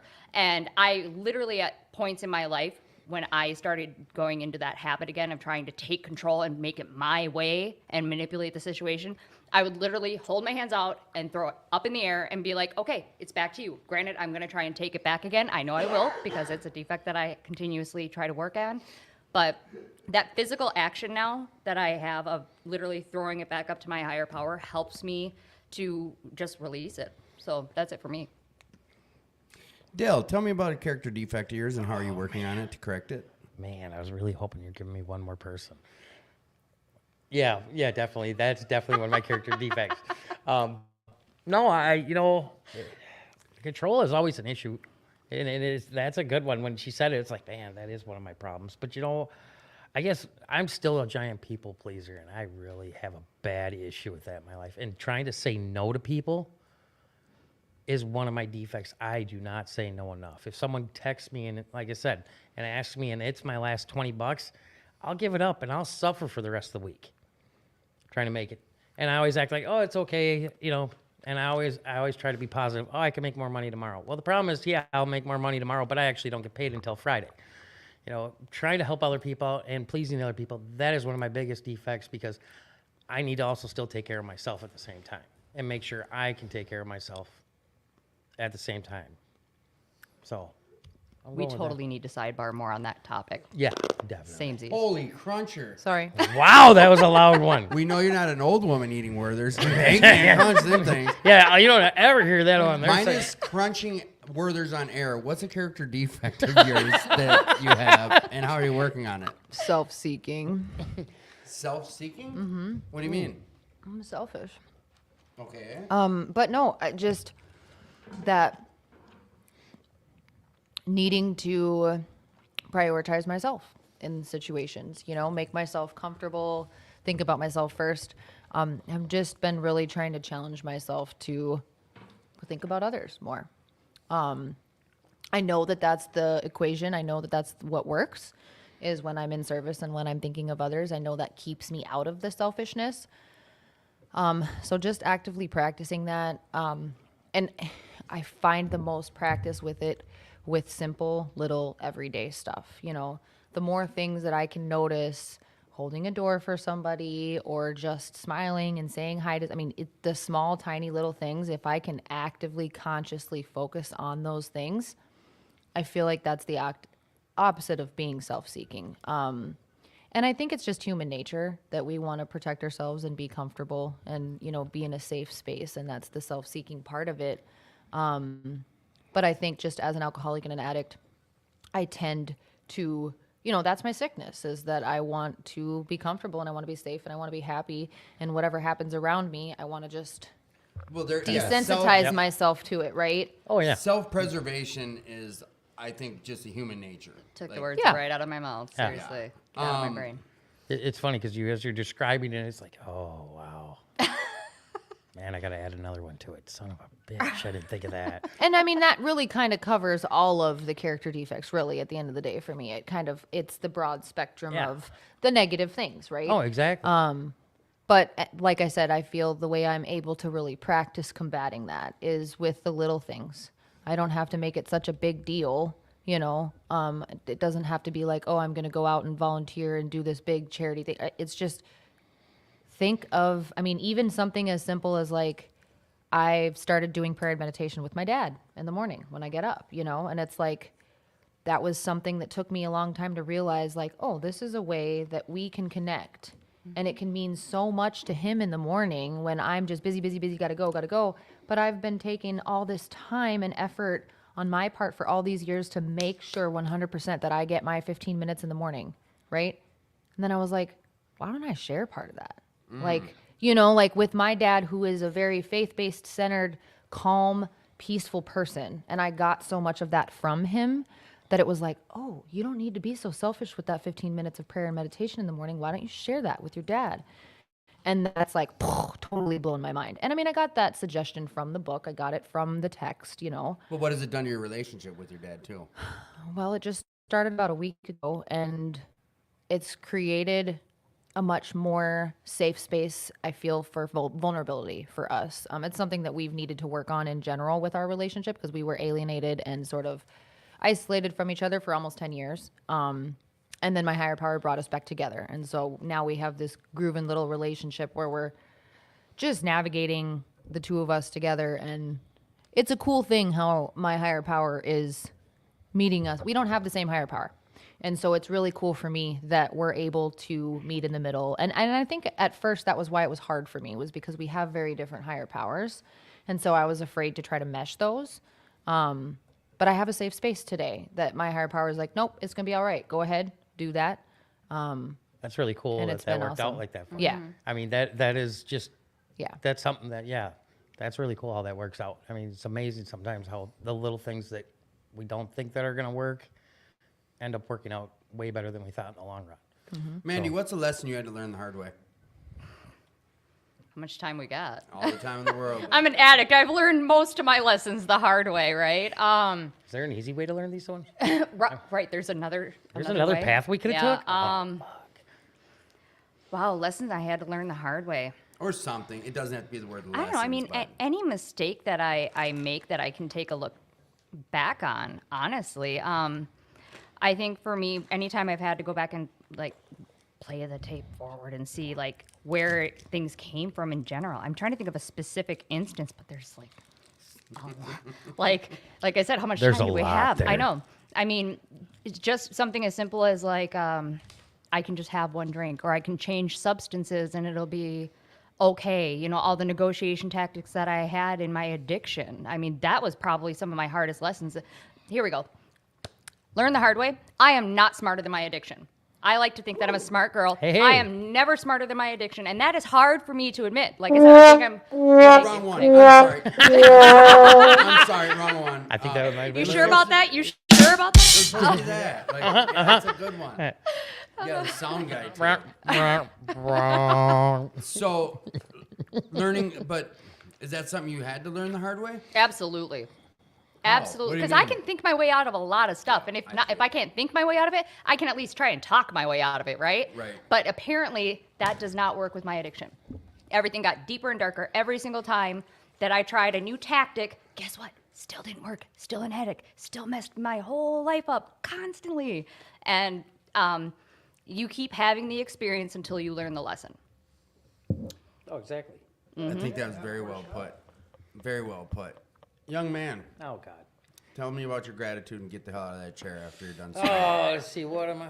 My gratitude. And you're up next. You know what? We're just going to keep it short and simple. I'm just happy that everybody's here. I'm happy for everybody that's around. That keeps me happy and going. Because without you guys, I wouldn't be here still today. So with Hey. that, Thank you, thanks. Dale. Have a good one. Appreciate you. Thanks, Joe. Love you guys. You're the Good night. bestest. Okay, so are you ready to be done? You grabbing your No, I headphone? don't care. Wow. Well, Jacob can come back on, or Tad can come back on. I kind of liked having all girls on. I mean, of course you do. Can we do ladies? It's not that kind of show, buddy.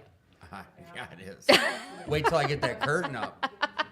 There's gonna be a curtain that's gonna go across your back, like right where you're sitting, right behind you, from wall to wall.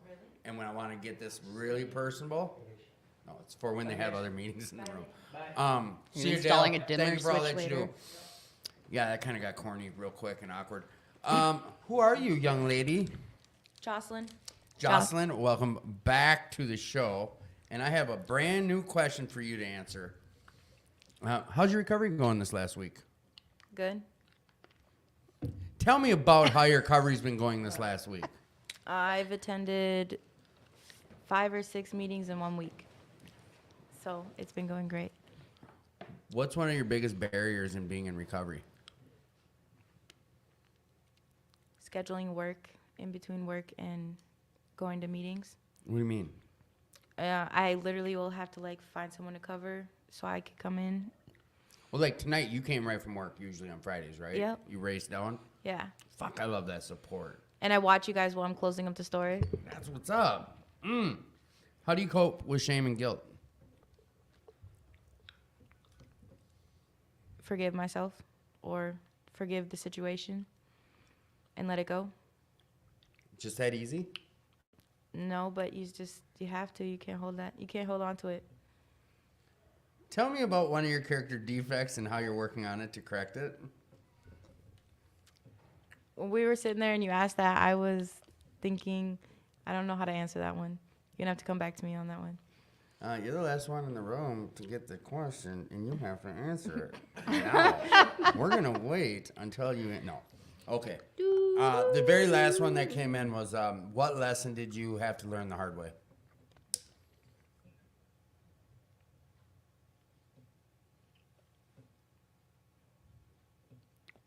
I don't know. Okay, then here, you can get this other easy one. What is one thing that you've always wanted to do but you've never done, and why? Skydiving. Oh, that was the hot one. No, we rolled your eyes. You been skydiving? Was that you that went? No one else has. I have. Oh, well, at the time the question was asked, only you had. Are you gonna skydive? Like, have you looked into it, or is it something you're I haven't looked into actively- it, but I want to. Let's do it. But I'm scared. They do it once a year, a recovery thing, where like a group of recovery people go, don't they? They Isn't do. it? They did this past year. Yeah. Well, there you go. Get connected. And I think it was a bunch of people from here, so. All right. Yeah. Your door's not gonna get beaten down. You got to beat doors down. if that makes sense. Create the fellowship you crave. Create the fellowship you crave. Fuck, I like that, Chelsea. It's in the big book.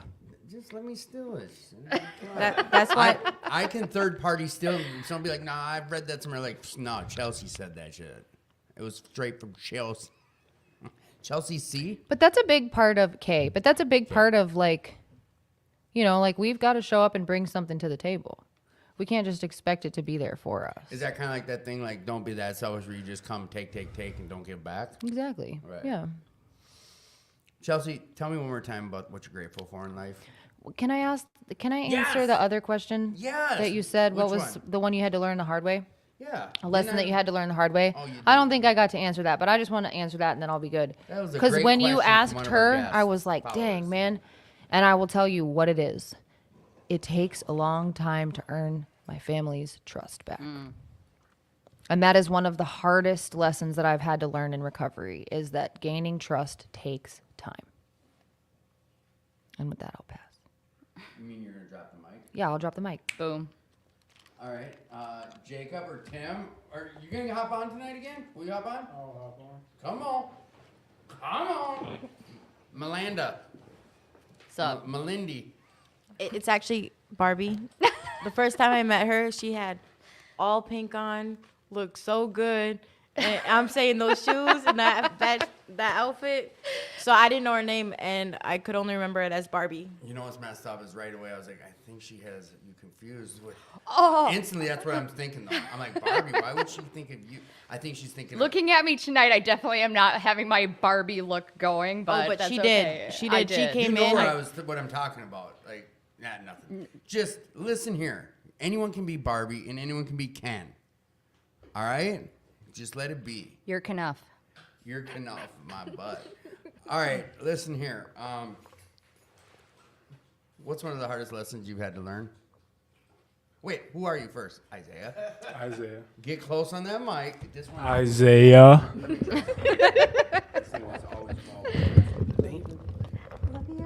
There we go. It'll start monitors. Are you out of here, Chelsea? Yes, guys. I love you. Love Thank you you, guys. Chelsea. Bye. God is good. I Hey, can't whoa, believe I was whoa, here tonight. whoa, Oh, whoa. hell I was yeah. so excited I to know. give you guys a sticker One you of my already most had. favorite surprises tonight was looking and seeing you. You got stickers? You remember we still whisper, we can hear it on air. It's okay. Everyone else can hear it too. It So wasn't a Isaiah, secret. welcome back to the show. And what's one lesson that you've had to learn the hard way in life?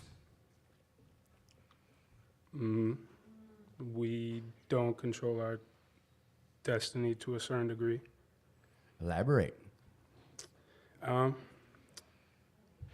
feel like there's no such thing as a coincidence. I don't believe in coincidences either. So,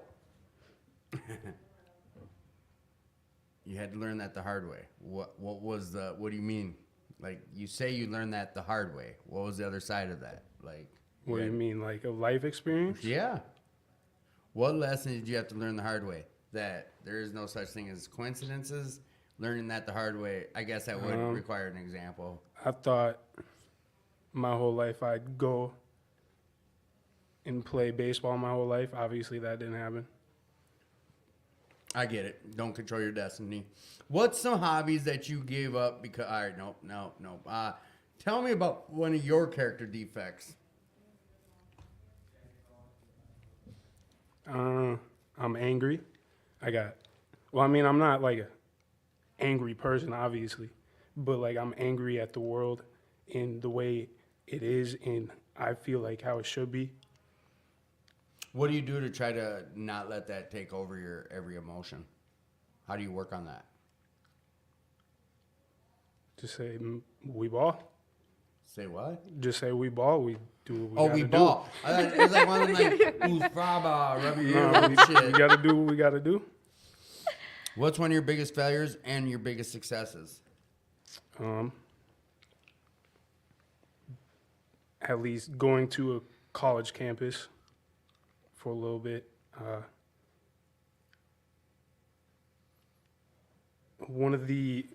Say that again. One of your biggest failures and one of your biggest successes.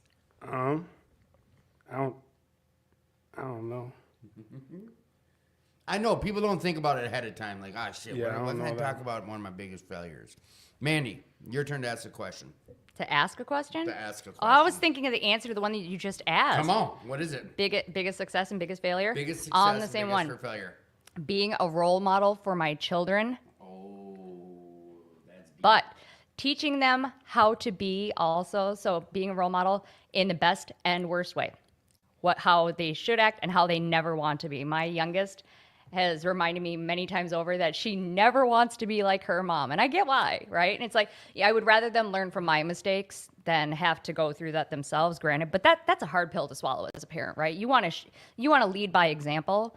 And I don't want to show them all the bad examples and be like, nope, not doing that. Nope, not doing that. But I have. And I'm fortunate from the success part of it that I can have conversations with my daughter about that. And we can talk about that and things that she's doing good. And I can be honest about what I went through with her. She's 14. That's hard to do at first. At that age, too. Yeah. I don't tell her everything. I mean, come on now. But still. You know what? We're stopping the show. We're ending it. I'm having some issues with, I'm having some technical stuff. I should have been watching my messages. I'm sorry.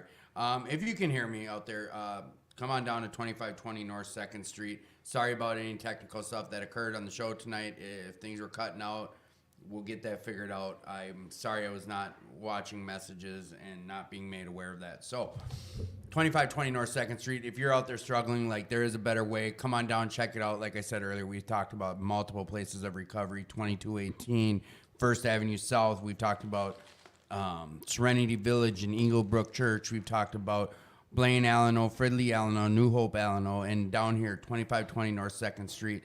We'll work for recovery. It's a resource center, open 7 days a week. We've got all sorts of stuff. And listen, you're worthy. If you're out there struggling, like come find one of these places and just give it a shot at another better life. You are worth it. And if someone hasn't told you it today, I will. You're loved. Next week, we'll see ya.